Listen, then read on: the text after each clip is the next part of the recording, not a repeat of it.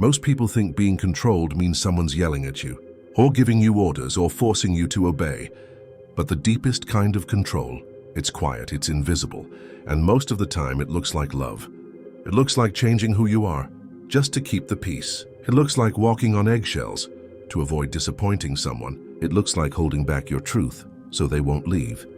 Carl Jung once said, "Until you make the unconscious conscious, it will direct your life and you will call it fate." And that's exactly what happens when you let people shape your reality without even realizing it. You call it compromise, you call it maturity, you call it connection. But deep down it feels like losing yourself. Let me ask you something. Have you ever stayed silent when something hurt? Because speaking up felt too risky? Have you ever said yes when you meant no? Just to avoid conflict? Have you ever twisted yourself into someone else's version of acceptable? That's control, not the kind that comes from chains, but the kind that comes from unspoken expectations, conditioned guilt, emotional pressure. It's the kind of control that doesn't need words. It's built into your nervous system. You've learned to anticipate rejection, to predict anger, to protect others from your truth, even when it destroys your peace. Jung called this the persona, the mask we wear to survive. And the more you wear it, the more it becomes who you think you are. You forget how to feel without permission. You forget how to say no without guilt. You forget that your life is yours, not theirs. The people who shaped you, parents, lovers, friends, teachers, they taught you how to stay small. They didn't always mean to, but their approval came with conditions. Love came with silence.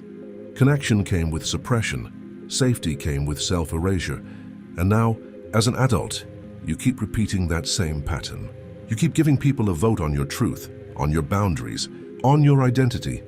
But it doesn't have to stay that way. Carl Jung's work was all about integration, bringing your full self out of the shadows, claiming what you've buried, letting go of the masks you've worn for too long.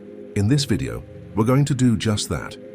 We're going to break those invisible strings, and I'm going to show you how to stop letting anyone, even the people you love, control your peace, your path, or your power.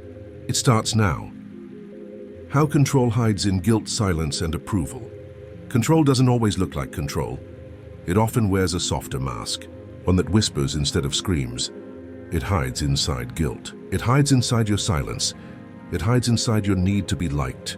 And that's what makes it so dangerous. Because when someone yells at you, you know what's happening. But when someone expects you to shrink, and you do it automatically, that's deeper. That's programming. Carl Jung taught that we carry both a persona and a shadow. If this content is making sense to you, then click the subscribe button and subscribe to the channel. Thank you for your support. The persona is who you think you have to be. The shadow is everything you had to bury to become that. So if your persona is the peacemaker, your shadow holds your anger, your truth, your boundaries. And if you've been letting people control you, it's likely because your persona was built for survival, not truth. Let's say you grew up around conflict, maybe anger scared you, maybe love was conditional, maybe speaking up got you punished or ignored. So what did your nervous system learn? It's safer to stay quiet. It's safer to keep the peace. It's safer to be who they want me to be. And now, you say yes when you mean no. You smile when you want to scream. You nod when you want to walk away. You've confused harmony with safety. But real safety doesn't come from being accepted. It comes from being authentic. Let that land. Because the more you depend on approval to feel worthy, the more people will use that need to control you, even if they don't mean to. They'll sense that your boundary is soft, that your voice trembles, that your truth can be talked over. And whether it's a partner, a boss, a parent, or a friend, they'll shape your reality to fit them. So how do you take your power back? Jung's answer wasn't to fight louder. It was to become whole, to bring your voice out of the shadow, to stop apologizing for your truth, to stop begging others to understand who you are. Because here's the thing, they don't need to understand it, you do. When you become someone who validates your own boundaries, you stop chasing external permission. When you trust your no, you stop explaining it. When you speak your truth, even if your voice shakes, you stop abandoning yourself just to be chosen. Jung once said, "The most terrifying thing is to accept oneself completely." Why? Because when you accept yourself fully, you stop letting anyone else write your script. You stop performing. You stop seeking safety in their approval, and that's when control dies. Because control only survives where confusion lives. But now you're getting clear. Rebuilding your power through boundaries and voice. Once you see the pattern, you can't unsee it, the ways you shrink, the times you hold back, the moments you abandon your own truth to protect someone else's comfort. But awareness isn't enough. Now it's time to act. Now it's time to rebuild your power. Carl Jung believed that wholeness requires integration. And integration isn't just insight, it's behavior. It's not about knowing your shadow exists. It's about giving it a voice. So let's talk about boundaries. Not the kind you say once and forget. The kind that come from your bones. A boundary isn't a rule you place on someone else. It's a commitment you make to yourself. I will not abandon me just to keep you. That's a boundary. Most people think boundaries push people away, but in truth, they draw the real ones closer and the false ones out. When you stop performing, you start attracting people who can meet you without the mask. That's power. And then there's your voice. Your voice is your alignment, your nervous system in sound, your soul in motion. If you grew up silencing it, you might feel guilt when you speak. But guilt isn't always a sign of doing wrong. Sometimes it's a sign you're breaking an old rule. A rule you didn't choose.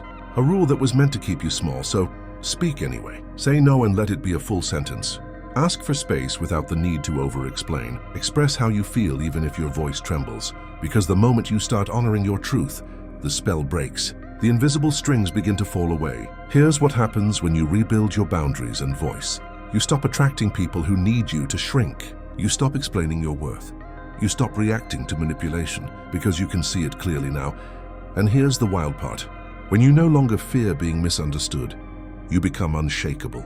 Because nothing is more powerful than someone who knows who they are and doesn't need permission to be it. Let me remind you, you are not too much. You are not too intense. You are not unworthy because someone couldn't hold you. Their reaction is not your responsibility. Your truth is not up for debate, and your peace is not a gift you give away just to be loved. Rebuilding your power doesn't mean becoming hard.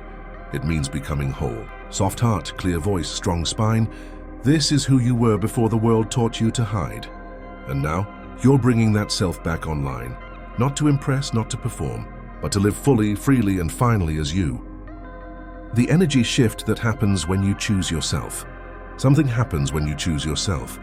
At first it feels small, almost quiet, like a whisper inside saying, "This time I won't abandon me." You honor a boundary, you speak a truth, you don't explain yourself.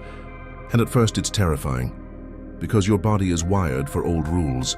Rules like, don't upset them, don't be too much, don't make waves.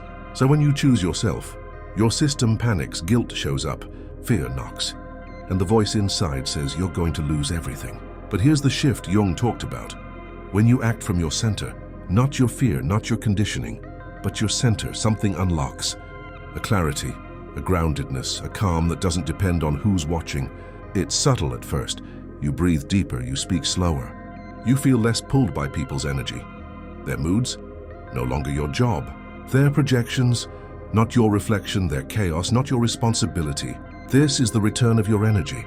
All the parts you left in old conversations, old arguments, old relationships, they start coming home. Because when you choose yourself, you're no longer negotiating your worth. You're no longer outsourcing your truth. You're no longer giving someone else the power to decide who you are. Carl Jung said, "The privilege of a lifetime is to become who you truly are." That privilege doesn't come from comfort. It comes from courage. The courage to disappoint others in order to stay loyal to yourself. The courage to risk being misunderstood in order to be real. The courage to walk alone for a while, until your frequency calls in people who can meet you as you are, not as you performed. Because here's the deeper truth. You were never hard to love. You were just around people who loved your mask more than your essence. But now you're done with the mask, you're choosing your essence. And when you do that, everything begins to change. You feel lighter, more whole, more calm, not because life stopped being chaotic, but because you stop needing to match its energy. You don't fight for space. You don't beg to be seen. You don't chase to be understood. You stand, you speak. You stay rooted in the truth of who you are, even when the world asks you to shrink. That's not arrogance, that's alignment.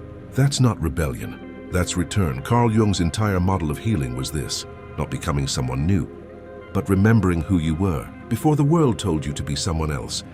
And that memory, it lives in your voice, in your boundaries, in your truth. Every time you choose yourself, that memory becomes your life again. You were not born to be molded. You were not born to be managed. You were not born to live as someone else's mirror. You were born whole.